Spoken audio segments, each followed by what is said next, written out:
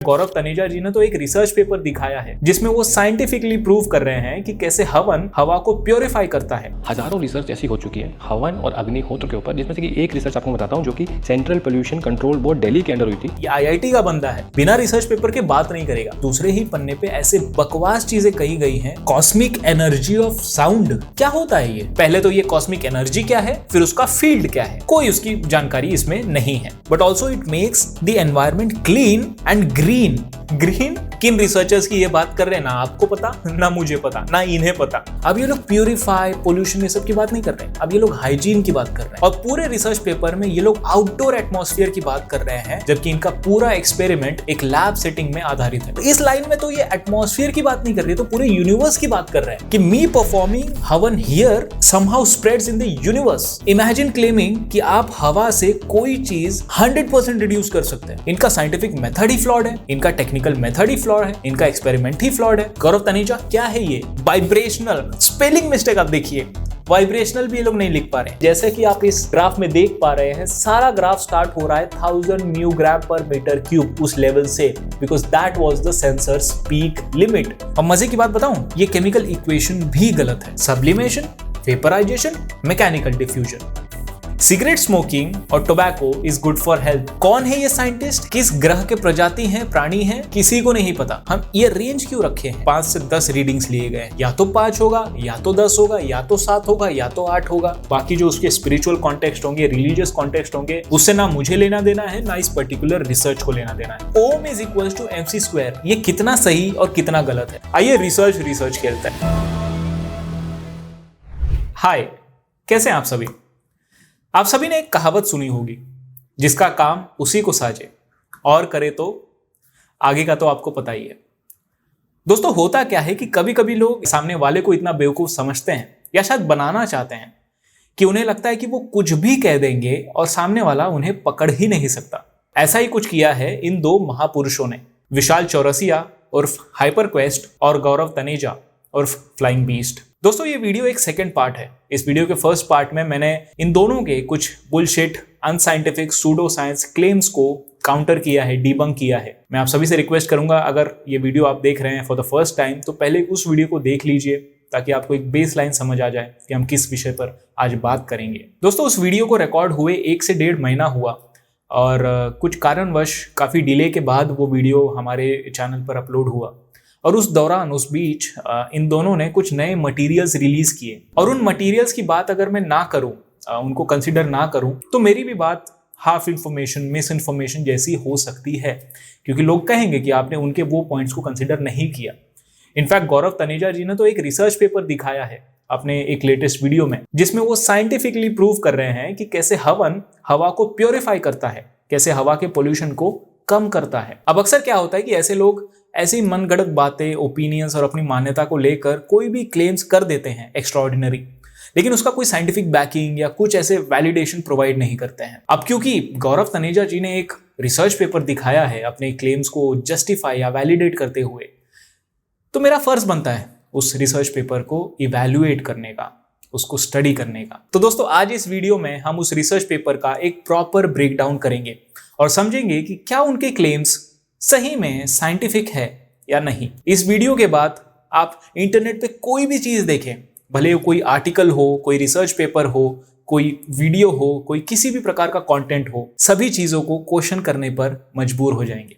मेरा आप सभी से ये दावा है। दोस्तों, ये वीडियो थोड़ा कैजुअल होगा, थोड़ा रॉ होगा, मुझे नहीं पता कितना लंबा होगा, क्योंकि इसमें हम तरीके से ब्रेक डाउन करेंगे उस रिसर्च पेपर का, और कुछ और एसोसिएट रिसर्च पेपर्स में आपको दिखाऊंगा इस क्लेम से रिलेटेड। क्योंकि जब उन्होंने रिसर्च पेपर दिखाया तो it was interesting for me, क्योंकि पहली बार अब एक मटेरियल मिला है स्क्रूटनाइज करने के लिए। अब आए हैं वो हमारे रडार में, अभी मजा आएगा ना भिड़ू। तो गौरव तनेजा, अगर आप ये वीडियो देख रहे हैं, और उनके सभी फैंस, आइए रिसर्च खेलते हैं। दोस्तों, जब मैं ये वीडियो देख रहा था गौरव तनेजा का, जिसमें ये रिसर्च पेपर दिखा रहे थे, तो मुझे लगा उस वीडियो में कहीं ना कहीं वो जानकारी दिए होंगे कि ये रिसर्च पेपर का टाइटल क्या है, किस जर्नल में पब्लिश हुआ है, किनके द्वारा पब्लिश हुआ है, बट ऐसी कोई जानकारी उस वीडियो में नहीं थी।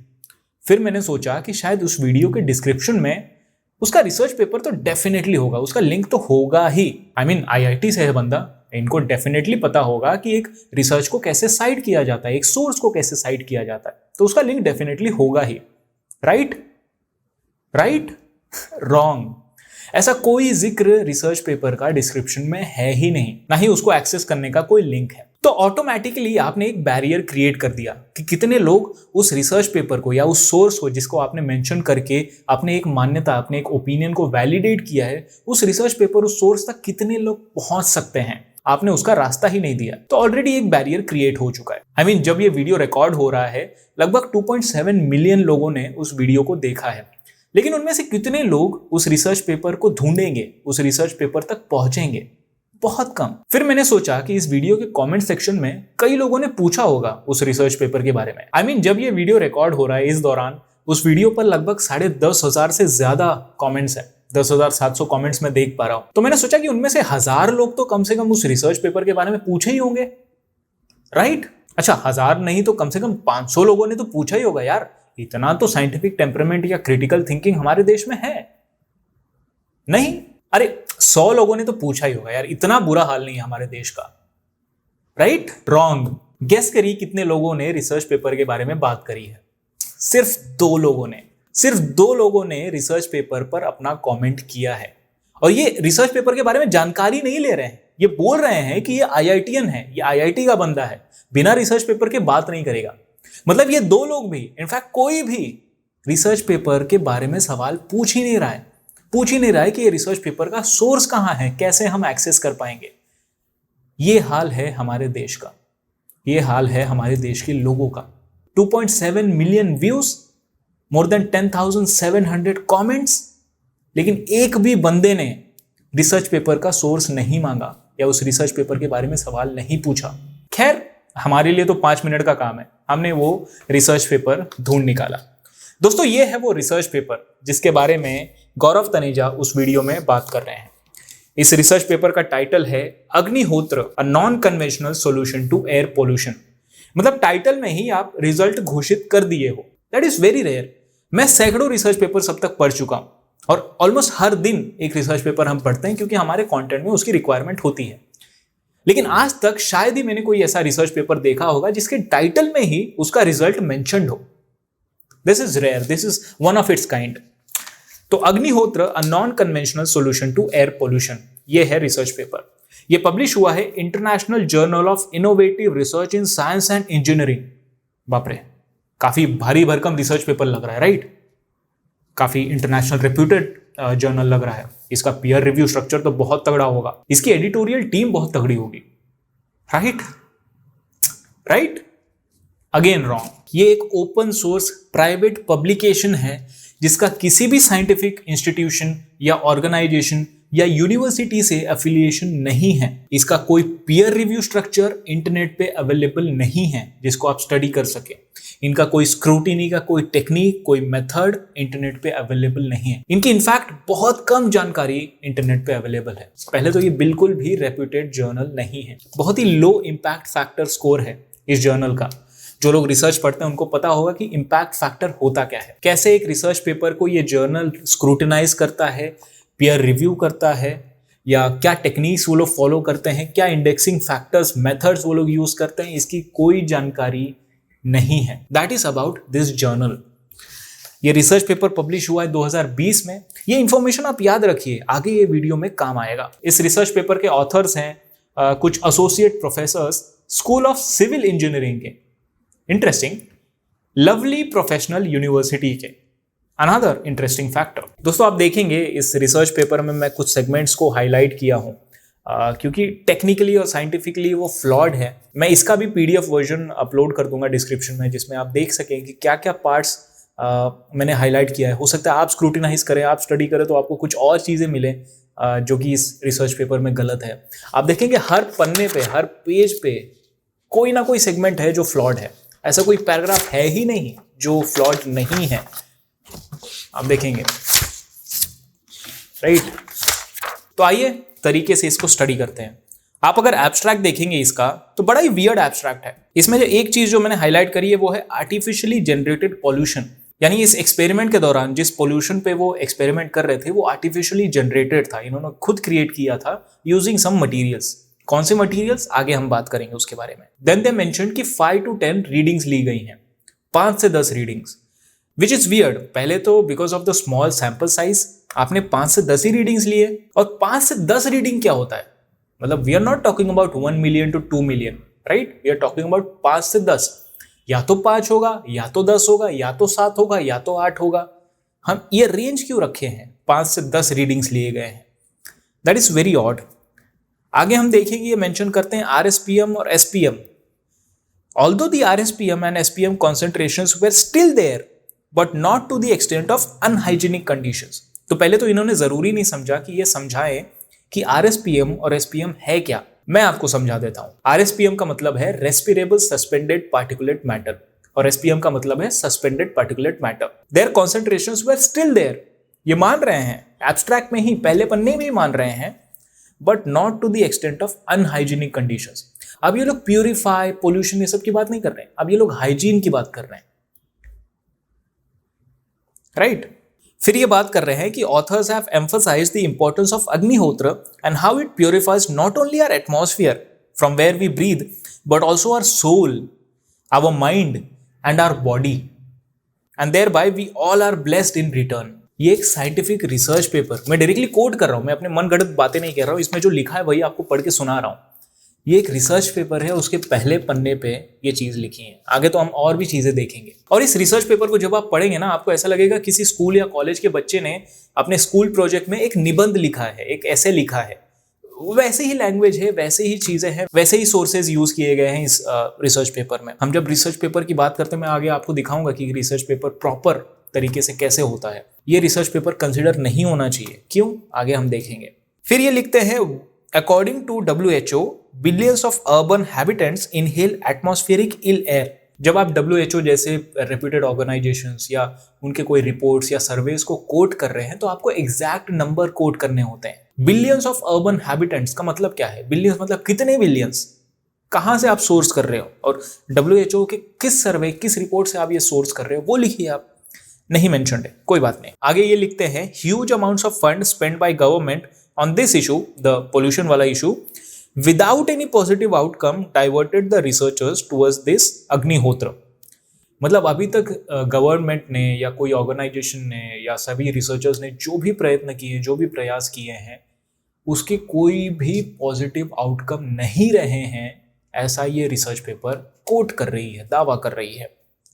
ठीक है, आगे देखिए आप क्या लिखे हैं। ये दो would burning produces smoke and gases, मान रहे हैं ये लोग, मान रहे हैं, दो would burning produces smoke and gases, but it also kills harmful microbes and mosquitoes. How, कोई चीज मेंशन नहीं है।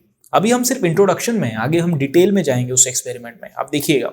आगे ये लिखते हैं कि अग्निहोत्र is a very powerful process which controls the air pollution not only of gaseous and microbial kind, but also it makes the environment clean and green।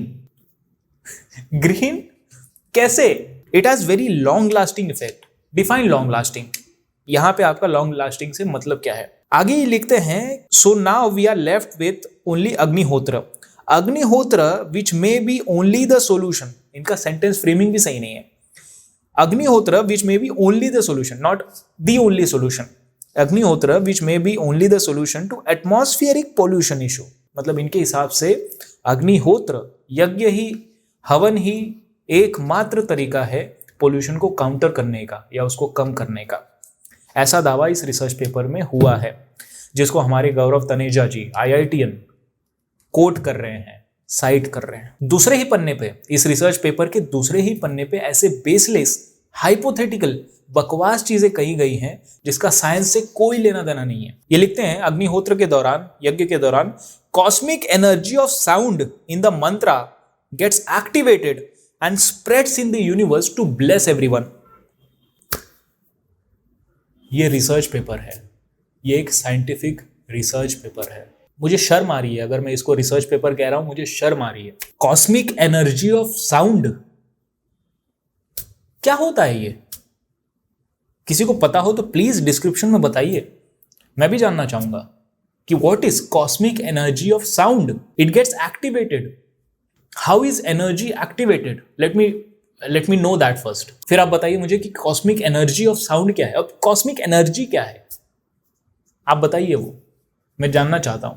And it spreads in the universe to bless everyone. एक experiment जो इन्होंने design किया है indoor setting के लिए, आप इस research paper में आप देखेंगे ना, इंडोर ये शब्द बहुत कम बार इस्तेमाल हुआ है, जबकि पूरे एक्सपेरिमेंट का आधार था कि इनका एक्सपेरिमेंट डिजाइन हुआ था इंडोर सेटिंग के लिए। और पूरे रिसर्च पेपर में ये लोग आउटडोर एटमॉस्फेयर की बात कर रहे हैं, और इस लाइन में तो ये एटमॉस्फेयर की बात नहीं कर रही है, तो पूरे यूनिवर्स की बात कर रहे हैं कि मी परफॉर्मिंग हवन here somehow spreads in the universe. Agnihotra is a psychical and sentient practice for the welfare of all living beings on earth and its surrounding. अच्छा, ये लाइन आप देखिए, यज्ञ is extraction, refinement and scattering of subtle energy of matter, converting it into nanoparticles using heat energy and sound energy. अच्छा, heat energy and sound energy of mantras. अच्छा, तो अब ये जो इनका एक्सपेरिमेंट है, इसमें ये सिर्फ यज्ञ के बारे में नहीं बात कर रहे हैं, उसमें जो कंपोनेंट्स है उसके बारे में बात नहीं कर रहे हैं, ये मंत्रास के बारे में बात कर रहे हैं कि द मंत्रास का heat energy and sound energy उन पार्टिकल्स को नैनो मटेरियल में कन्वर्ट कर देता है। किस प्रकार के नैनो मटेरियल्स, कोई मेंशन नहीं है। Agnihotra is very important like other sciences, लिख दिया है बस। फिर एक एक्सपेरिमेंट के बारे में ये बात करते हैं कि नौतियाल एक रिसर्च पेपर को साइट करते हैं, जिसका भी डिस्क्रिप्शन में मैं लिंक ऐड कर दूंगा। इक्वली बकवास रिसर्च पेपर है। उसमें उन्होंने एनालाइज किया है, वैलिडेट किया है कि this ritual where medicinal herbs smoke reduced 94% of bacterial count within an hour and even continued up to 24 hours later in a closed room. कैसा एक्सपेरिमेंट था, कब परफॉर्म किया गया, कहाँ परफॉर्म किया, किस बैक्टीरियाज की ये बात कर रहे हैं, कोई मेंशन नहीं है। आगे इन्होंने क्या किया, एक सिंपल गूगल सर्च किया है कि एटमॉस्फेयर में, हवा में नॉर्मली कौन से बैक्टीरियाज होते हैं, और उन सभी के नाम इन्होंने लिख दिए। इन्होंने ये नहीं बताया कि हवन के दौरान ऐसा क्या रिएक्शन होता है, क्या प्रोसेस होता है, किस प्रकार से इन बैक्टीरियाज को मारा जाता है, इरेडिकेट किया जाता है। No mention of that. आगे लिखते हैं meaningful killing of pathogens. What is meaningful killing of pathogens? फिर लिखते हैं 40% decrease in NO2 nitrogen dioxide same day and 60% decrease next day, and reduction in SO2 sulphur dioxide 86% same day and 100% next day. Imagine claiming कि आप हवा से कोई चीज 100% reduce कर सकते हैं। Can you believe that? And ऐसा इन्होंने ब्रैकेट में लिखा है कि experiment conducted under central pollution control board Delhi.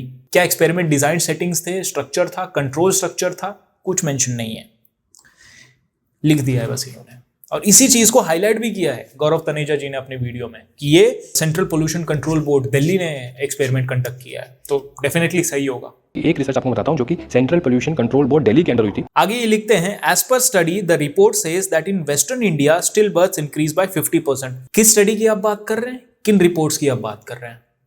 No mention of that. आप देखेंगे ये लोग बार बार आउटडोर पोल्यूशन की बात कर रहे हैं, जबकि इनका पूरा एक्सपेरिमेंट इंडोर सेटिंग, एक लैब सेटिंग में आधारित है। There are many images of air pollution at internet clicked by NASA.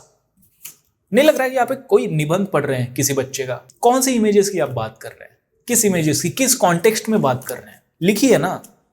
एक URL, एक लिंक, उसको साइट करने में, एक रिसर्च पेपर को साइट करने में 2 मिनट नहीं लगता। इस पेज के अंत में लिखते हैं, अग्निहोत्र is a great sacrifice for the welfare of all living beings on the earth and the atmosphere. इसको ये लोग कोट कर रहे हैं फ्रॉम भगवत गीता। अब देखिए, इस पूरे रिसर्च पेपर में, इनफैक्ट इस पूरे कन्वर्सेशन में जो भी कल्चरल, रिलीजियस, जैसे ये भगवत गीता की बात हो रही है, इन पे मैं कोई भी कमेंट नहीं करूंगा, क्योंकि इस सब्जेक्ट मैटर का मैं एक्सपर्ट नहीं हूं, ना ही मुझे इसमें कोई खास ज्ञान है। जो इस सब्जेक्ट मैटर के एक्सपर्ट होंगे वही इस पे टिप्पणी करेंगे। मेरा काम है इसमें जो साइंटिफिक चीजें, टेक्निकल चीजें लिखी गई हैं, वैसे तो साइंटिफिक नहीं लिखी गई है, बट जो भी लिखी गई है उसको मैं साइंटिफिकली ब्रेक डाउन करूं। ये रिलीजियस वगैरह मैं आप पे छोड़ देता हूं, उन सब्जेक्ट मैटर एक्सपर्ट्स पे छोड़ देता हूं, जो इसको आगे चलकर एनालाइज करें। आगे आप देखेंगे इन्होंने एक टेबल दिखाया है जिसमें कुछ डेटा मेंशन्ड है। आप सोचिए कि ये डेटा कब का है, ये साल 2000 का डेटा है, मई 2000, जबकि ये रिसर्च पेपर पब्लिश हो रहा है 20 साल बाद 2020 में, और ये लोग डेटा यूज कर रहे हैं साल 2000 का। क्या डेटा है, किस कॉन्टेक्स्ट में निकाला गया है, उसकी कोई जानकारी नहीं है। आगे ये लोग पाई चार्ट्स वगैरह बनाए, बट अगेन सितंबर 2000, साल 2000 का डेटा है ये। अब मेरे लिए one of the most important part इस रिसर्च पेपर का था कि कहाँ ये रिसर्च पेपर कंडक्ट हुआ, किस सेटिंग में कंडक्ट हुआ, क्या कंट्रोल सेटिंग्स, कंट्रोल स्ट्रक्चर्स वहाँ पे मौजूद थे जिसके बेसिस पे ये लोग कंट्रोल कर पाए अपना एक्सपेरिमेंट। तो मेरे लिए ये पार्ट बहुत इंपॉर्टेंट है, लोकेशन ऑफ अग्निहोत्र। कैसे इन्होंने एक्सपेरिमेंट परफॉर्म किया। एक सेंटेंस है बस इसमें, एक sentence. The study was performed conducting Agnihotras at laboratory of Hindustan college of science and technology SCST Mathura. That's it. किस प्रकार का रूम था, किस प्रकार का लैब था, अगर आप इंडोर की बात कर रहे हैं तो क्या डोर्स, क्या विंडोज, कितना डिस्टेंस था, कितना साइज था, कितना वॉल्यूम था, कुछ बताया नहीं गया है। आगे ये लिखते हैं अग्निहोत्र fire is purely scientific method of sublimation. Sublimation में होता क्या है कि जो सॉलिड ऑब्जेक्ट है वो डायरेक्टली गैसियस स्टेट में पहुंच जाता है without actually passing through the liquid phase. उसका यहाँ जिक्र कर रहे हैं ये, और आप इसको नोट करिएगा आगे आप किस किस मेथड्स की ये बात कर रहे हैं। यहाँ पे सब्लिमेशन की बात करें, आगे आप देखिएगा किस किस प्रकार की चीजों की ये बात करेंगे। It is a purely scientific method of sublimation converting into energy and spreading it's blissful impacts in the environment. Blissful impacts. The electromagnetic waves so produced carry the wish sound signals inbuilt in the Veda mantras. Research paper है guys, ये research paper है, इसको हमारे IITians coat करते हैं। अच्छा, अगले ही पन्ने पे जो चीज लिखी गई है, अगर ये गौरव तनेजा जी ने पढ़ी होती तो इस रिसर्च पेपर के बारे में बात वो करते ही नहीं। अच्छा, जब ऐसे एक्सपेरिमेंट्स की बात हो जिसमें बहुत ज्यादा केमिस्ट्री इन्वॉल्व है, हम ऐसे रिसर्च पेपर की बात कर रहे हैं जो ये दावा कर रहा है कि एटमॉस्फेयर के ये पार्टिकल्स कम हो रहे हैं, तो ऐसा तो नहीं है कि वो पार्टिकल्स ऑटोमेटिकली गायब हो जाएंगे, या तो वो पार्टिकल या मॉलिक्यूल किसी और पार्टिकल या मॉलिक्यूल के साथ इंटरैक्ट करके किसी और प्रकार का प्रोडक्ट बनाएगा जिससे उस पार्टिकल की, इनिशियल पार्टिकल या मॉलिक्यूल की क्वांटिटी कम होती हुई नजर आएगी, जैसा ये रिसर्च पेपर दावा कर रहा है। या तो कुछ और ही प्रोसेस होगा जिसके बारे में ये रिसर्च पेपर हमें बताएगा। आप जब इस रिसर्च पेपर को खोलते हैं तो आप उम्मीद करते हैं कि आपको बहुत सारे केमिकल एनालिसिस देखने को मिलेंगे, बहुत सारे केमिकल इक्वेशंस देखने को मिलेंगे। बट निराश होने वाली बात दोस्तों पता है, इनफैक्ट हंसी आ रही है, निराश क्या, मुझे हंसी आ रही है इस पूरे 13-14 पेज के रिसर्च पेपर, जबकि 13-14 बहुत कम है, इस पूरे रिसर्च पेपर में सिर्फ एक केमिकल इक्वेशन है, सिर्फ एक। और मजे की बात बताऊं, ये केमिकल इक्वेशन भी गलत है। और इसके बारे में इन्होंने क्या लिखा है पता? ड्यूरिंग अग्निहोत्र के दौरान वुड बर्निंग प्रोसेस में the chemical products can not be explained because of different characteristics of ingredients used in सामग्री। मतलब ये बता ही नहीं सकते कौन से ऐसे प्रोडक्ट्स, केमिकल प्रोडक्ट्स बन रहे हैं उस रिएक्शन में, उस कंबशन के रिएक्शन में। तो ये कैसे दावा कर पा रहे हैं कि ये चीजें कम हो रही है हमारे एटमॉस्फेयर से? इनका साइंटिफिक मेथड ही फ्लॉड है, इनका टेक्निकल मेथड ही फ्लॉड है, इनका एक्सपेरिमेंट ही फ्लॉड है। और बहाना क्या दे रहे हैं? क्योंकि सामग्री में कई प्रकार की चीजें यूज होती हैं और कई प्रकार की सामग्री मार्केट में अवेलेबल है, तो हम नहीं बता सकते कि कौन से केमिकल प्रोडक्ट्स बन रहे हैं। अरे भाई, तुम एक्सपेरिमेंट कर रहे हो, तुम्हें ने चूज किया होगा कौन से ऑब्जेक्ट्स को तुम सामग्री के लिए यूज करोगे, उसका तो कम से कम केमिकल एनालिसिस कर लेते। नहीं, ये साफ साफ ये दावा कर रहे हैं कि the chemical products can not be explained. The nature of products of combustion depend on materials used. इन्होंने क्या मटेरियल यूज किया है वो आप चिंता मत करिए, क्योंकि उसके बारे में ये लोग बात कर ही नहीं रहे हैं। आगे लिखते हैं instead of complete combustion of wood cellulose there is vaporization. पीछे इन्होंने सब्लिमेशन की बात करी, अब वेपराइजेशन की बात कर रहे हैं। ठीक है, the odorous flames reach at higher altitudes and spread in atmosphere. एक एक्सपेरिमेंट जो इंडोर सेटिंग के लिए बना है, अब बात ये लोग कर रहे हैं हायर एल्टीट्यूड्स एंड एटमॉस्फेयर। ठीक है, आगे it creates a cloud of colloidals providing enough surface area for the mechanical diffusion. Sublimation, vaporization, mechanical diffusion. आगे वो जो केमिकल इक्वेशन दिख रहा है वो तो फ्लॉड है ही, और जहां से इन्होंने लिया है जिस रिसर्च पेपर को साइट किया इन्होंने, जोशी आर 2001, उसका भी लिंक मैं आपको डिस्क्रिप्शन में ऐड करूंगा। बहुत ही बकवास रिसर्च पेपर है, आप पढ़ते पढ़ते हंसेंगे उसको। आगे ये लिखते हैं the special reverse pyramid type हवन कुंड is used to achieve controlled and multi-dimensional dissipated energy. Multi-dimensional dissipated energy. It works as a source of spiritual energy. This is bloody scientific research paper, and इसमें लिख रहे हैं source of spiritual energy. वहां पे लिखे थे cosmic energy, यहां लिख रहे हैं multi-dimensional dissipated energy, spiritual energy, which is scattered in all directions of atmosphere. आगे ये लिखते हैं cow dung and copper both are effective bacteriostatic and antimicrobial in nature. Again false, again misinformation, again pseudoscience. In connection with cosmic energy fields, the Kund is designed in certain way. Cosmic energy fields, पहले तो ये cosmic energy क्या है, फिर उसका field क्या है, कोई उसकी जानकारी इसमें नहीं है। इस रिसर्च पेपर का सबसे मजेदार पन्ना मैंने खोला है, जिसमें ये लोग लिखते हैं कि अग्निहोत्र causes sound vibrations which enters the minute and cosmic level energy spheres। I think इनको कॉस्मिक इस शब्द से बहुत लगाव है। जहां भी इनका मन कर रहा है ये लोग कॉस्मिक वर्ड को यूज कर रहे हैं, कैसे भी, बिना किसी कॉन्टेक्स्ट के। अग्निहोत्र causes sound vibrations which enters the minute and cosmic level energy spheres। फिर आगे ये लोग लिखते हैं it has specific inbuilt vibrational spelling mistake आप देखिए, वाइब्रेशनल भी ये लोग नहीं लिख पा रहे हैं। It has specific inbuilt vibrational powers to create harmonious wave patterns. आगे आप पढ़िए कितनी शायराना बात लिखी गई है। Agnihotra is a symbiotic healing process in which atmosphere is healed first and then in return atmosphere heals all living beings on the earth. Atmosphere is healing all living beings on the earth. The constituent electrons of substances under fumigation purifies our atmosphere and this is well proved by many researchers। किन researchers की ये बात कर रहे हैं, ना आपको पता ना मुझे पता ना इन्हें पता। आगे आप देखेंगे सीरीज ऑफ साइंटिस्ट को ये लोग कोट कर रहे हैं। कौन है ये साइंटिस्ट, किस ग्रह के प्रजाति हैं, प्राणी हैं, किसी को नहीं पता, बस उनका नाम यूज कर लिए हैं और कुछ एक लाइन उनका कोट कर दिए हैं। कहां बोले हैं, किस कॉन्टेक्स्ट में बोले हैं, किसी को कुछ पता नहीं। आज इसी वीडियो में मैं इतनी सारी चीजें बोल रहा हूं, मेरी ही वीडियो को, मेरे ही कुछ सेगमेंट को बिना कॉन्टेक्स्ट के आप काट के कहीं और यूज करेंगे तो गलत ही हुआ, राइट। आप कॉन्टेक्स्ट तो बताइए पहले, तो ये कौन रिसर्चर्स है ये बताइए। ये लिखते हैं कि डॉक्टर हैफकिन ये कह रहे हैं। कौन है डॉक्टर हैफकिन, हमें नहीं पता, लेकिन डॉक्टर हैफकिन ये कह रहे हैं कि mixing ghee, sugar and burning them creates smoke which kills the germ of certain diseases। कौन से diseases पता नहीं, लेकिन certain diseases and secretion takes place from some glands। कौन से glands, कौन से organs नहीं पता। some glands relate to windpipe which fill our heart and mind with pleasure। आगे ये लिखते हैं प्रोफेसर टिलवर्ड ये कहते हैं, who the hell is professor Tilward, हमें नहीं पता। प्रोफेसर टिलवर्ड ये कहते हैं sugars present in havishya have great power to purify the atmosphere. It kills the germs of TB, measles, small pox and cowpox. Clinical trial mentioned ही नहीं है इसमें।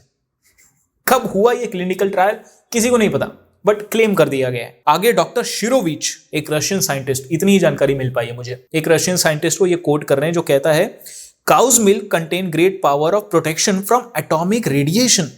Houses having cow dung covered floors enjoy complete protection from atomic radiation. And if cow's ghee is put into yagya fire, it fumes reduce the effect of atomic radiation to a great extent। कोई data नहीं, कोई experiment नहीं, कोई citation mention नहीं, बस इन्होंने coat कर दिया है। किस कॉन्टेक्स्ट में बोला गया है वो भी यहाँ पे मेंशन नहीं है, बट डॉक्टर शिरोविच ने कह दिया है, इन्होंने लिख दिया है। आगे ये लिखते हैं सो द अग्निहोत्र दिस वे प्यूरिफाइज एयर। विच वे नहीं पता, but this way purifies the air. आगे ये मधुकर गायकवाड़ की बात कर रहे हैं, हु कंडक्टेड सम एक्सपेरिमेंट्स। कौन से एक्सपेरिमेंट्स, कैसे एक्सपेरिमेंट्स नहीं पता। He conducted some experiments. अभी मैं अगर एक एक लाइन अगर इसको पढ़ते जाऊं ना तो बहुत लंबा वीडियो बन जाएगा, शायद 1-1.5 घंटे का बन जाएगा और मैं बाकी चीजें नहीं दिखा पाऊंगा आपको। तो देखिए क्या होता है, आपको भी इस पूरे रिसर्च पेपर को पढ़ने की आवश्यकता नहीं है। आज हमारे पास ऐसे टूल्स मौजूद हैं जिनको यूज करके आप समरी इसका ले सकते हैं, कुछ जो मेन पॉइंट्स जो इसमें मेंशन्ड है इस रिसर्च पेपर में वो पता लगा सकते हैं। सिंपल चैट जीपीटी यूज कर लीजिए, ये रिसर्च पेपर, ये पीडीएफ उस चैट जीपीटी पे अपलोड करिए, उसको पूछिए कि please summarize this article for me, please summarize this research paper for me, and इसके जो मेन मुद्दे हैं वो मुझे बताइए। मेरे रिसर्च के हिसाब से 25 ऐसे पॉइंट्स हैं, 25 ऐसे अलग अलग फ्लॉज हैं इस रिसर्च पेपर पे, शायद आप ढूंढेंगे तो और भी मिल जाए। पहला तो फ्लॉ है lack of clear experimental control. किस सेटअप में ये एक्सपेरिमेंट परफॉर्म किया गया है इसकी कोई जानकारी मेंशन्ड है ही नहीं। दूसरा फ्लॉ है हाइपोथेटिकल और बेसलेस चीजें, बेसलेस फ्रेजेस और कीवर्ड्स को यूज करना। Spiritual energy, cosmic energy sphere, cosmic energy fields, ये किस प्रकार की बातें कर रहे हैं ये लोग। फिर अगर आप ये कहें कि एक पर्टिकुलर SO2 जिसकी इन्होंने बात करी थी कि जो 100% नेक्स्ट डे में 100% रिडक्शन देखा गया, तो उसका केमिकल एनालिसिस ही नहीं है। इन्हें भी नहीं पता, ना ही ये बताना चाह रहे हैं कि वो SO2 क्यों कम देखा गया, ऐसे किस पार्टिकल, किस मॉलिक्यूल, किस सब्सटेंस से वो इंटरैक्ट हुआ, रिएक्ट हुआ, जिसके कारणवश SO2 का level 100%, which is unbelievable, 100% reduce हुआ। ये रिसर्च पेपर भले ही एरोमेटिक हर्ब्स और घी के प्लेजेंट स्मेल के बारे में बात कर रहा हो, लेकिन ये नहीं बताता कि उनके कंबर्शन में वॉलेटाइल ऑर्गेनिक कंपाउंड्स VOCs और बाकी पार्टिकुलेट्स रिलीज होते हैं। उसके केमिकल एनालिसिस है ही नहीं इस रिसर्च पेपर में। फिर इनके सोर्सेस ही सही नहीं है। डॉक्टर शिरोविच, डॉक्टर हैफकिन, डॉक्टर टिलवर्ड, कौन है ये लोग, कहाँ काम करते हैं, इस रिसर्च पेपर में उनका क्या कॉन्ट्रीब्यूशन है, कुछ मेंशन नहीं है, बट उनके लाइंस को इन्होंने कोट करके यहाँ पे लिख दिया है। और मोस्ट इंपॉर्टेंटली ऐसे कोई मेथड या टेक्निक जो रेप्लिकेट की जा सके, उसकी जानकारी, इंफॉर्मेशन इस रिसर्च पेपर में है ही नहीं। एक रिसर्च पेपर में आगे आपको दिखाऊंगा एक प्रॉपर रिसर्च पेपर कैसे होता है, उसमें प्रॉपर मेथोडोलॉजी, जो टेक्निक यूज की है, जो एक्सपेरिमेंट यूज किया गया है, जो सेटअप यूज किया गया है, उसकी प्रॉपर जानकारी दी जाती है ताकि आप वो एक्सपेरिमेंट को रेप्लिकेट कर सके, उस सेटअप को रेप्लिकेट कर सके और इवेंचुअली उसके जो रिजल्ट्स है उसको वेरीफाई कर सके, वैलिडेट कर सके। यहाँ पे उसकी कोई जानकारी है ही नहीं। कहाँ ये एक्सपेरिमेंट कंडक्ट हुआ, कब कंडक्ट हुआ, कैसे कंडक्ट हुआ, सिर्फ इन्हें ही पता है। अच्छा, इन्होंने जो आर्टिफिशियल पोल्यूशन क्रिएट की है वो कुछ 4-5 चीजों को मिक्स करके उनको जलाकर प्रोड्यूस की है, जैसे कि coal, wood powder, cow dung and plastic bags. अब इन पर्टिकुलर मटेरियल्स को जलाने से कौन से केमिकल प्रोडक्ट्स हवा में रिलीज हो रहे हैं, इसकी कोई जानकारी इसमें मेंशन नहीं है। ना ही ये मेंशन है कौन से ऐसे इक्विपमेंट्स, मशीन्स या सेंसर्स यूज कर रहे हैं ये लोग डेटा को कैप्चर करने के लिए। तो दोस्तों, ये था गौरव तनेजा का वो रिसर्च पेपर जो उन्होंने वीडियो में दिखाया। मैं दावे से कह सकता हूं कि उन्होंने ये रिसर्च पेपर पूरा पढ़ा भी नहीं होगा। दोस्तों, होता क्या है कि ये लोग अपना एक्स्ट्राऑर्डिनरी क्लेम्स कर देते हैं, अपनी मनगढ़ंत बातें बता देते हैं, कह देते हैं, उसका प्रचार प्रसार करने लग जाते हैं। फिर जब इनको बैकलैश मिलता है, जब इनको हेट मिलता है, जैसे अभी इनको मिला, तब इनकी टीम या ये समय निकालकर पूरे 5 मिनट के लिए रिसर्च करते हैं। इन्होंने क्या किया होगा, एक सिंपल गूगल सर्च किया होगा जिसमें ये लोग लिख रहे हैं कि रिसर्च सपोर्टिंग दैट हवन प्यूरिफाइज एयर, और टॉप 10, टॉप 5 लिस्ट में ये रिसर्च पेपर उनको मिल गया। लेकिन उन्होंने इस रिसर्च पेपर को पूरी पढ़ी भी नहीं, ना ही ये जाना कि ये कैसा रिसर्च पेपर है, इसके ऑथर्स कौन है, इसका जर्नल क्या है, इसका पीयर रिव्यू हुआ है कि नहीं, ये प्री प्रिंट है या पब्लिश जर्नल है, कुछ जानने की इन्होंने कोशिश नहीं करी। और आपने कभी सोचा है कि ये लोग इतने आसानी से लोगों को कैसे मैनिपुलेट कर पा रहे हैं? दोस्तों, मैं पिछले 7 साल से साइंस कम्युनिकेशन कर रहा हूं, मीडिया फील्ड में हूं। मैं भली भांति जानता हूं कि बहुत आसान है लोगों को मैनिपुलेट करना, एक नैरेटिव सेट करना। जैसे जैसे समय आगे बढ़ रहा है, जैसे जैसे नए टूल्स इतने एक्सेसिबल बन रहे हैं, लोगों को मैनिपुलेट करना और भी ज्यादा आसान हो गया है। नहीं मानते? आइए मैं आपको इस वीडियो में अभी के अभी एक चीज के प्रति कन्विंस करता हूं, और इस प्रकार से कन्विंस करूंगा कि आप डाउट भी नहीं कर पाएंगे। दोस्तों, एक पदार्थ है, एक ऐसी चीज जिसको कंज्यूम करने के बहुत हेल्थ बेनिफिट्स है। इनफैक्ट कुछ हेल्थ बेनिफिट्स मैं आपको पढ़ के सुना देता हूं। ये चीज, ये पदार्थ एंटी एस्ट्रोजेनिक है, यानी एस्ट्रोजन, इस हार्मोन से रिलेटेड जितने भी डिसऑर्डर्स है उनको ये ट्रीट करता है, उनसे ये हमें बचाता है। यानी फीमेल्स के लिए तो ये तो बहुत लाभकारी है। यूटेरिन फाइब्रॉइड्स और एंडोमेट्रियोसिस जैसे बहुत ही डेडली कंडीशन से आपको बचाता है। फीमेल्स को तो कैंसर जैसे रोगों से बचाता है। साथ ही साथ आपको न्यूरो डीजेनरेटिव डिजीजेस जैसे कि पार्किंसंस डिजीज और एल्जाइमर से भी बचाता है। By the way, Alzheimer's US में top 10 leading causes of death में शामिल है, उनसे आपको ये बचाता है। ये एंटी इन्फ्लेमेटरी भी है और आपके इम्यूनिटी से रिलेटेड जो भी डिसऑर्डर्स होंगे उनसे भी आपको ये बचाता है। ये आपको अल्सर से बचाता है, आपको कैंसर तो मैंने बता ही दिया, ये आपको एलर्जी से भी बचाता है। बॉडी वेट मैनेजमेंट में बहुत लाभकारी है और आपके मेटाबॉलिज्म को भी बहुत एनहांस करता है। ये आपके कॉग्निटिव परफॉर्मेंस को भी एनहांस करता है, यानी आपकी अटेंशन और मेमोरी की जो क्षमता है उसको बढ़ाता है। अब ये सारी चीजें सुनकर आपको लग रहा होगा कि मैं बहुत ही एक अच्छे चीज की बात कर रहा हूं जिसे हम सभी को कंज्यूम करना चाहिए। आफ्टर ऑल इसके इतने सारे हेल्थ बेनिफिट्स हैं। आप गेस कर सकते हैं मैं किस चीज की बात कर रहा हूं। मैं बात कर रहा हूं टोबैको की, सिगरेट स्मोकिंग की। जी हां, सिगरेट स्मोकिंग और tobacco is good for health. ये मैं नहीं कह रहा, ये एक रिसर्च पेपर कह रहा है। टाड़ा। अगर आप उस गौरव तनेजा के रिसर्च पेपर पर भरोसा करते हैं तो आपको इस रिसर्च पेपर पे भी भरोसा करना पड़ेगा, क्योंकि ये कहता है कि cigarette smoking is good for health. इस रिसर्च पेपर का टाइटल है beneficial effects of nicotine and cigarette smoking. इसको यूनिवर्सिटी ऑफ नॉर्थ कैरोलिना के एक प्रोफेसर ने लिखा है। 1996 में ये रिसर्च पेपर पब्लिश हुआ था और 2014 में ऑथर ने इसका एक रिवाइज्ड वर्जन पब्लिश किया ब्रिटिश काउंसिल के एक जर्नल में। तो क्या आप इस रिसर्च पेपर पर मानेंगे? जो क्लेम करता है कि smoking is good for health. But is it? तो ऐसे भी लोग हैं हमारे साइंटिफिक और रिसर्च कम्युनिटी में। अपने ओपिनियंस, अपनी मान्यता, अपने डिल्यूजन्स की बंदूक ये साइंस के कंधे पर रखकर इस तरह से गोली चलाते हैं। तो जस्ट बिकॉज कोई आपको रिसर्च पेपर दिखा रहा है या उसके कुछ लाइंस को कोट करके आपको बता रहा है और अपने बोल्ड क्लेम्स आपके सामने रख रहा है, इसका ये मतलब नहीं वो क्लेम्स सही है। इसका ये मतलब नहीं कि वो रिसर्च पेपर सही है। इसका ये मतलब नहीं कि उस रिसर्च पेपर की प्रॉपर स्क्रूटनी या पीयर रिव्यू हुई है।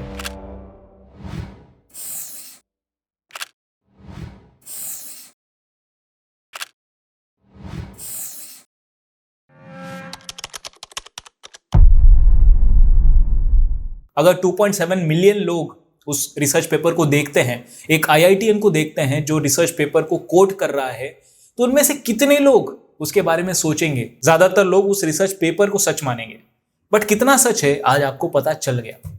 अब ऐसा नहीं कि हम सिर्फ गलत रिसर्च पेपर्स की बात करेंगे। अब मैं आपको एक सही असली रिसर्च पेपर क्या होता है वो दिखाता हूं। ये एक रिसर्च पेपर है यज्ञ के बारे में ही, और ये कोई इंटरनेशनल फॉरेन यूनिवर्सिटी का रिसर्च पेपर नहीं है, क्योंकि ये लोग उसको भी वेस्टर्न साइंस, वेस्टर्न रिसर्च करके घोषित कर देंगे। ये लोग क्या होता है कि इनके ओपिनियंस, इनके मान्यता के अगेंस्ट कोई भी चीज बोली जाए तो वो अगर वो इंटरनेशनल मीडिया या इंटरनेशनल जर्नल या इंटरनेशनल कम्युनिटी से आए तो उसको वो वेस्टर्न कम्युनिटी, वेस्टर्न रिसर्च ये करके खारिज कर देते हैं। लेकिन आपको ये माननी पड़ेगी कि ये एक इंडियन रिसर्च है, इसके जो ऑथर्स है वो इंडियन है। ये जहां कंडक्ट हुआ ये स्टडी वो एक यज्ञ रिसर्च सेंटर है हरिद्वार में।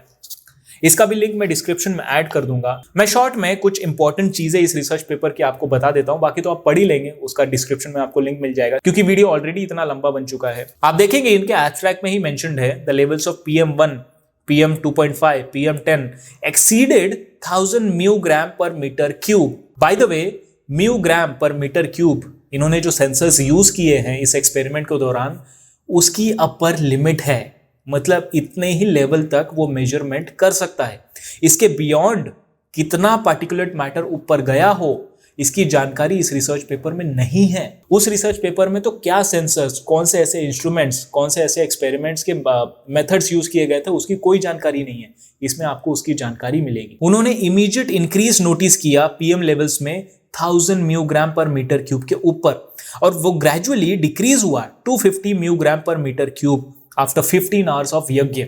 मतलब 15 घंटे के बाद PM लेवल नॉर्मल लेवल पर आया।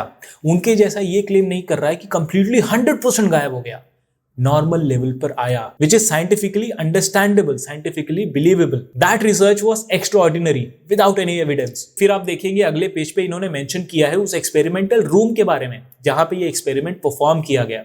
उसके सारे प्रॉपर्टीज और कैरेक्टरिस्टिक्स यहाँ पे मेंशन की गई हैं। The experimental room yagyashala had a volume of 120 metre cube. वहां पे वॉल्यूम का कोई जिक्र नहीं, कितना बड़ा रूम था, कितना छोटा रूम था, कुछ नहीं बताया गया था। The rooms opening area including doors and Windows was approximately 50 square feet. इन्होंने जब ओपन एयर और closed air, open room, close room experiment setup बताया है तो उसको प्रॉपर्टीज भी मेंशन किया है। वहां उन्होंने कुछ मेंशन नहीं किया है। परफॉर्म कर रहे हैं इंडोर एटमॉस्फेयर में, बातें कर रहे हैं आउटडोर एटमॉस्फेयर की। आगे आप देखेंगे तो एक्सपेरिमेंटल डिजाइन भी लिखा गया है दोनों ही सेटअप का, क्लोज्ड रूम का भी, ओपन रूम का भी। इस तरीके से होता है रिसर्च, इस तरह से होता है एक स्टडी। आगे आप देखेंगे इन्होंने लिखा है कि the PM levels in the open room settings during yagya increase significantly about 1000 μg per meter cube during the period when the यज्ञ was performed, while the PM levels decreased and remained around 250 μg per meter cube during the rest of the day. अब rest of the day जो normal level है उसकी भी आगे बात होती है। That was similar to the levels taken in the normal air without any यज्ञ। तो यहां पे कुछ कम नहीं हुआ, नॉर्मल लेवल पे ही आया। पहले पीक हुआ, पोल्यूशन आया, पोल्यूटेंट आए हवा में, फिर इवेंचुअली वो कम होते गया, इवेंचुअली वो बाकी एटमॉस्फेयर में स्प्रेड होते गया। While in the closed room setting, the PM levels immediately rose above 1000 μg। ये बार बार 1000 μg क्यों ये लोग कह रहे हैं? क्योंकि जैसे कि आप इस ग्राफ में देख पा रहे हैं, सारा ग्राफ स्टार्ट हो रहा है 1000 μg per meter cube उस लेवल से, because that was the sensors peak limit. Sensor का जो डिटेक्शन लिमिट है वही 1000 म्यूग्राम पर मीटर क्यूब है। वहीं से सारा ग्राफिंग शुरू हुआ है। PM1 भी उसी लेवल पे शुरू हुआ है, PM2.5 भी उसी लेवल पे, PM10 भी उसी लेवल पे शुरू हुआ है, जो कि ग्रेजुअली डिक्रीज होते रहा। इसमें इन्होंने मेंशन भी किया है कि 1000 microgram per metre cube is the sensor's limit. अच्छा, कौन सा सेंसर इन्होंने यूज किया है उसकी भी जानकारी है। प्राणा एयर नाम की जो एयर क्वालिटी मॉनिटरिंग सिस्टम है उसको इन्होंने यूज किया है, उसकी भी जानकारी है, ताकि अगर आप ये सेटअप को, इस एक्सपेरिमेंट को रेप्लिकेट करना चाहे अपने सिस्टम में, तो आप ये सारी चीजें, सारी इंफॉर्मेशन को यूज करके उसको रेप्लिकेट कर पाए। वहां हमारे पास कोई इंफॉर्मेशन नहीं थी कि वो डेटा कहां से इन्होंने लिया। लास्टली आप देखेंगे CO2 levels remained consistent with और विदाउट यज्ञ in the open room settings with a median of 2000 parts per million during yajna and 2100 parts per million during normal air. In the closed room, the peak median CO2 level was 3000 parts per million and the highest was near 6000 parts per million, which was reached after the burning of हवन सामग्री। जबकि closed room settings में CO2 levels went above the sensor's detection limit immediately after the fire was lit. क्या है ये? गौरव तनेजा, क्या है ये? आप देखेंगे सभी प्लॉटिंग में एक पीक दिखेगा। ये पीक्स है उनके सेंसर लिमिट के बियॉन्ड जाने वाली रीडिंग्स। और कोई चीज इस एक्सपेरिमेंट के दौरान जब रिसर्चर्स को समझ नहीं आई तो वो भी इन्होंने यहाँ पे मेंशन करी है, ना कि एक बेसलेस क्लेम के साथ उसको पुश फॉरवर्ड कर दिया है। जैसे कि the sudden decrease in SO2 level, sulphur dioxide level का जो सडन डिक्रीज देखा गया था after the ignition of yagya in the closed room setting was not understandable and required more repetitions to confirm. Furthermore, assessing the size distribution and morphology of the particulate matter would provide more insights into its behavior in the atmosphere and its potential to penetrate the respiratory system. यहाँ ये नहीं claim कर रही है कि हमारे body को, हमारे सोल को, हमारे माइंड को प्यूरिफाई करता है, हील करता है। ये बोल रहा है कि और रिसर्च की, और मॉर्फोलॉजी और असेसमेंट की आवश्यकता है, ताकि हम ये जान सके, ऐसे हमें इंसाइट्स मिल सके एक्चुअली एटमॉस्फेयर में हो क्या रहा है हवन द्वारा, क्या ये हमारे रेस्पिरेटरी सिस्टम को पेनिट्रेट कर सकता है या नहीं। लास्टली, यज्ञ वारंट्स यानी demands a comprehensive evaluation of various aspects including it's impact on air quality, chemical composition of fume, human health and overall well being. ये है रिसर्च पेपर। इसे कहा जाएगा एक रिसर्च पेपर, ना कि उस बुलशिट को जिसको आपने, गौरव तनेजा जी ने कोट किया है। मैं इसका लिंक डिस्क्रिप्शन में ऐड कर दूंगा। आप सभी से मैं रिक्वेस्ट करूंगा इसको डेफिनेटली पढ़ें। और किसी और कॉन्टेक्स्ट में ये रिसर्च पेपर बात नहीं कर रहा, यज्ञ की बात कर रहा है एयर पोल्यूशन के ही कॉन्टेक्स्ट में। बाकी जो उसके स्पिरिचुअल कॉन्टेक्स्ट होंगे, रिलीजियस कॉन्टेक्स्ट होंगे, उससे ना मुझे लेना देना है, ना इस पर्टिकुलर रिसर्च को लेना देना है। अब मैं फटाफट कुछ ऐसे रिसर्च पेपर्स आपको दिखाना चाहूंगा जो आपको डेफिनेटली पढ़ने चाहिए, जो कि कंबशन के बारे में है, यज्ञ के बारे में है, बायोमास एमिशंस के बारे में है, और कैसे एयर पोल्यूशन को काउंटर करने के कुछ और बेटर मेथड्स अवेलेबल हैं। तो पहला रिसर्च पेपर है indoor air quality improvement using nature based solution. ये रिसर्च पेपर कुछ ऐसे मेथड्स के बारे में बात करता है जो हमें ग्रीनर सिटीज की तरफ आगे लेके जाएगा। कुछ ऐसे nature based scientific methods suggest करता है जिनको यूज करके हम एयर पोल्यूशन को काउंटर कर सकते हैं। दूसरा रिसर्च पेपर है particulate matter emission factors for biomass combustion. ये रिसर्च पेपर आपको डेफिनेटली पढ़नी चाहिए अगर आप गौरव तनेजा के उस पॉइंट से सहमत हैं कि हवन एयर को प्यूरिफाई करता है। इस रिसर्च पेपर में आप पाएंगे कि किसी भी प्रकार का ऑर्गेनिक मैटर का कंबशन, उसका बर्निंग किसी ना किसी प्रकार का हार्मफुल पार्टिकुलेट हवा में रिलीज करता ही करता है। ये रिसर्च पेपर आपको डेफिनेटली पढ़नी चाहिए। अगला रिसर्च पेपर है emerging technologies and strategies to combat air pollution. ऐसे बुलशिट जो उन्होंने क्लेम किया है टाइटल में कि non conventional solution to air pollution, उसके कंपैरिजन में आप ये रिसर्च पेपर पढ़िए। इसमें बकायदा आपको कई ऐसे मेथड्स पढ़ने मिलेंगे जो सही में एयर पोल्यूशन को काउंटर करने में हमारी मदद कर सकता है। अगला पेपर है कूलर कैटालिटिक कन्वर्टर्स के बारे में। और लास्टली अभी के समय का हॉट टॉपिक एआई को यूज करके, एआई टेक्नोलॉजी को यूज करके कैसे हम एयर पोल्यूशन को मॉनिटर कर सकते हैं, फोरकास्ट कर सकते हैं और उसके प्रोबेबल सॉल्यूशंस क्रिएट कर सकते हैं। ये भी रिसर्च पेपर आपको डेफिनेटली चेकआउट करनी चाहिए। इन सभी रिसर्च पेपर्स का लिंक मैं डिस्क्रिप्शन में ऐड कर दूंगा। आई एम सो सॉरी ये वीडियो इतना लंबा हो गया, काफी समय मैंने आपका ले लिया, बट मेरा इंटेंशन था कि मैं इस रिसर्च पेपर को क्रिटिकली एग्जामिन करूँ, साइंटिफिकली एग्जामिन करूँ, एक एक पॉइंट जो इन्होंने क्लेम किया है उसको तरीके से हम समझें और स्टडी करें। मेरी ये छोटी सी कोशिश थी कि मैं लोगों को जागरूक कर सकूं। 2.7 मिलियन लोगों ने उस वीडियो को देखा, 10,000 से ज़्यादा लोगों ने उस पर कमेंट किया, लेकिन एक भी इंसान ने उस रिसर्च पेपर, उसके साइंटिफिक मेथड्स, टेक्निक्स के बारे में सवाल नहीं पूछा। जो कि बहुत डिसअपॉइंटिंग है for a science guy like me. तो मेरा एक छोटा सा प्रयास था कि मैं लोगों तक पहुंच सकूं, उन तक सही इंफॉर्मेशन पहुंचा सकूं।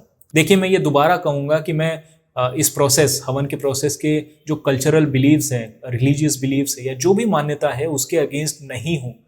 सही बताऊं तो हमारे भी घर परिवार में ये सारी चीज़ें होती हैं, बट अगर वो जो मेरे घर परिवार में होता है या हमारे समाज में होता है, मेरी जो मान्यता है उसको मैं लोगों के सामने पेश करूं, उसका प्रचार प्रसार करूं विज्ञान का सहारा लेकर, वो भी गलत तरीके से, तो मेरे ख्याल से गलत है और उसको कन्फ्रंट करना ज़रूरी है। गौरव तनेजा को मैं बहुत समय से एडमायर करते आया हूं कई कारणों की वजह से, लेकिन अगर वो भी कुछ गलत कर रहे हैं तो उनको कन्फ्रंट करना मुझे लगता है ज़रूरी है। इनफैक्ट ये इंसिडेंस एक एग्जाम्पल है कि हर IIT से आया हुआ बंदा हमेशा ही सच नहीं बोलेगा, हमेशा ही सही नहीं होगा। अगर वो कोई क्लेम कर रहा है, कोई ऐसी बात बोल रहा है अपने लाखों के फॉलोइंग के सामने, तो उसको जस्टिफाई करने में, क्रिटिकली एग्जामिन करने में उसको थोड़ा एफर्ट्स लेने चाहिए। और ये फर्ज सभी ऑडियंस का भी है कि अगर उनके फेवरेट क्रिएटर्स ऐसे बेसलेस क्लेम्स करते हैं तो उनसे सवाल पूछें। ये तो रही बात गौरव तनेजा की। अब बात करते हैं विशाल चौरसिया उर्फ हाइपरक्वेस्ट के बारे में। इन्होंने हाल फिलहाल में एक वीडियो रिलीज किया जिसमें ये एग्जामिन करते हैं कि Om is equal to MC square, ये कितना सही और कितना गलत है। साथियों, Om equal to MC square कहना कितना सही है? मुझे लगा ये IIT से पास आउट है तो डेफिनेटली इस चीज को, इस बिलीफ को वो कहेंगे कि गलत है, जबकि इस वीडियो में वो कहते हैं कि Om is equal to MC square, ये लिखना, ये कहना गलत नहीं होगा। आइए समझते हैं क्यों।